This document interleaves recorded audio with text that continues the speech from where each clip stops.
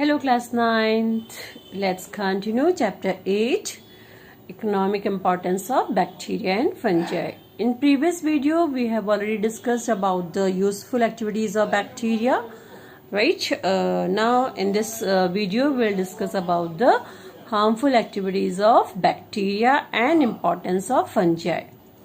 Now bacteria are harmful in several ways, such as spoilers of foodstuff. Many saprophytic bacteria spoil cooked food, milk, fruits, vegetables, etc. by the process of putrefaction. Putrefaction is actually an incomplete decay of food material in absence of oxygen and giving a foul smell. And fermentation, especially during summer season, and make them unpalatable, means not fit for consumption or not good for eating, and give foul smell. Some of these bacteria, they excrete what actually poisonous substances and causes food poisoning.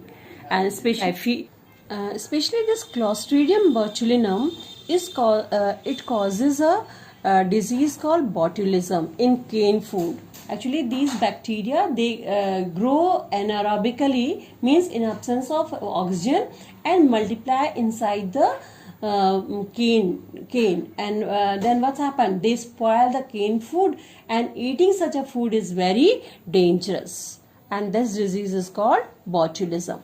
Now next is your causes of diseases by the bacteria. Several bacterial species which live as a parasites are cause of diseases in man, domestic animals, and crop plants, and these disease causing bacteria are called pathogens. Now the main diseases which is caused by bacteria in man, these are pneumonia, which is caused by Diplococcus pneumoniae, and next is your typhoid. Typhoid is a disease which is caused by Salmonella typhosa, and third is your, now this tetanus is caused by Clostridium tetani, right? And tuberculosis is caused by Mycobacterium tuberculosis. Now there are some diseases which are animal diseases are also there, which is caused by bacteria, like anthrax, which is caused by Bacillus anthracis, and tuberculosis of cattle, which is caused by Mycobacterium bovis. Okay, now the plant disease is your potato wilt, which is caused by Pseudomonas solanacearum. Right, now next is your bioweapons. Actually some of the disease causing pathogens and their products or biological extracts, like certain proteins, can be used to cause mass destruction of human populations, animals, or plants. And common pathogens which cause fatal diseases, they can be picked up, multiplied in the laboratories or industrial settings, and can be used as a bioweapons. So what are bioweapons? These are the pathogens such as bacteria, viruses, and other disease causing agents used to kill or incapacitate or seriously impede an individual. Means either they kill an individual or the entire city or places. They are called bioweapons, and use of these bioweapons is called biological warfare or germ warfare. Right, now next is your the pathogens which are used as a bioweapons have the following characteristics. They are highly infectious, and they have high potency, means they can easily grow and multiply, and no vaccines are available against them. Right, now the following diseases were used as a bioweaponized from time to time, that is your anthrax, plague, cholera, yellow fever, smallpox, and Shigella and typhus. Right, now next is your economic importance of fungi. Fungi are both useful as well as harmful to mankind in several ways, as summarized below. But children, in this chapter we will only learn about the useful activities of fungi. First is your the useful activity of fungi in food industry. All of you have heard about the mushroom, and all of you have eaten this mushroom also. Mushrooms are a type of fungus, and it has many varieties which are edible. Edible means which you can eat. They are rich in protein and vitamins and have high nutritive value and are cultivated on a commercial scale. And in your syllabus, mushroom cultivation is also given. So learn this mushroom cultivation. Mushroom cultivation may, first of all, what you will do first, it can be done in a little land area, means a small area is required for cultivation of mushroom.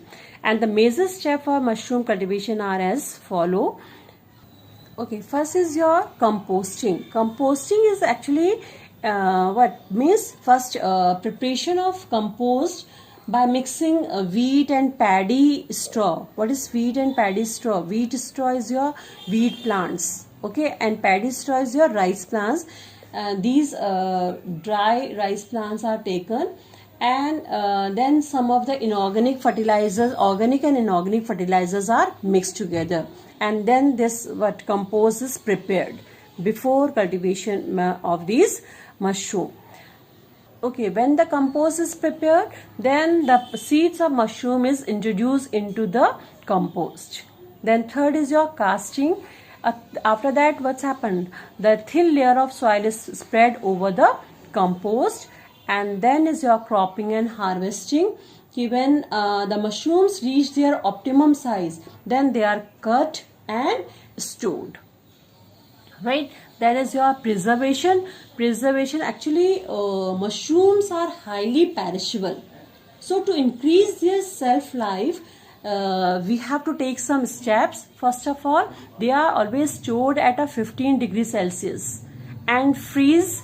Drying means they are freeze in places where dry places in a solution of brine is a type of chemical, and then these are the main important steps which are used in preserving these mushrooms.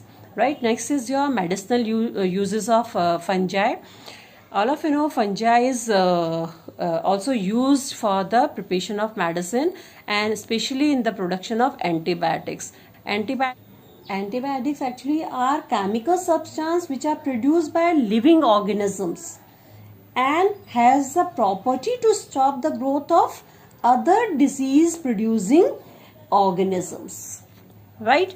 And the first antibiotic was obtained by Penicillium notatum by Alexander Fleming. The first antibiotic, the name of first antibiotic is penicillin, and which is obtained from this fungus Penicillium notatum by Alexander Fleming, right?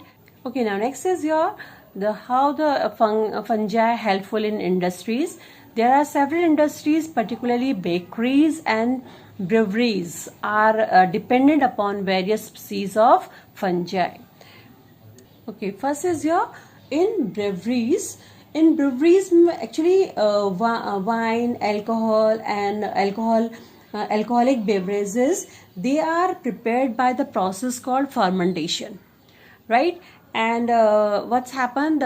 What is fermentation? Fermentation is a process in which the actually microorganism, especially yeast, is a type of fungus which is used to break down the carbohydrate or glucose, right, into simpler products, and these simpler products are what? Ethyl alcohol and carbon dioxide. This alcohol is actually main constituent of wine, whiskey, beer, etc. And the carbon dioxide, which is obtained as a byproduct, it is collected, solidified, and sold as a dry ice, which has its own importance, right? Next is your in bakeries. Sponginess in bread and other items of bakery is brought about by the air spaces, and these air spaces are formed when carbon dioxide rises through the dough due to fermentation by the yeast. Actually, yeast is used in bakeries, right, for the preparation of bread and cake and biscuits, etc. Now, next is your cheese processing. Several species of Penicillium and Aspergillus, these are the kinds of fungi which are used to provide different flavors to the cheese. I think you have heard about different types of cheese. and which are actually what prepared by the process called cheese processing. Okay, the children learn this much part in this chapter. Okay, and okay, now thank you children.